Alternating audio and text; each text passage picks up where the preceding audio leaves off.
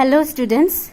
So in the last class we have studied about historical perspective.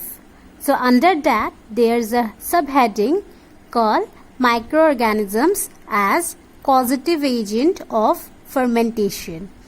So in this topic we will see how our ancestors they used microorganisms mainly for fermentations. So we will see how our ancestors they used microorganisms, and this technology, this techniques, it now became biotechnology.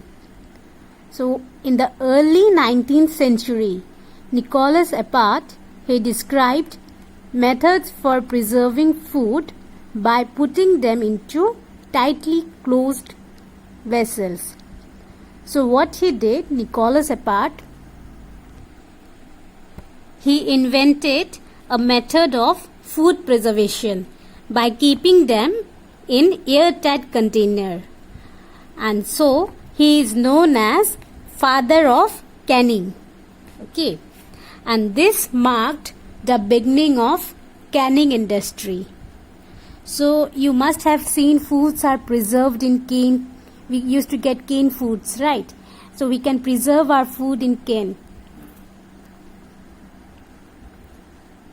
And this technology, it was developed in 19th century. Now another example is Charles Cagniard. In 1838, he described the involvement of brewer's yeast in alcoholic fermentation. So yeast, they are involved in making beverages, which I already said in our first topic. We used to use yeast for making beer, wine, isn't it? Mainly the Saccharomyces cerevisiae, that yeast is used for making these beverages. So what he said that yeast are involved in alcoholic fermentation. So on what basis he said that yeast are involved? Let's see. So he gave three observations. The first one is its constant occurrence in fermentation.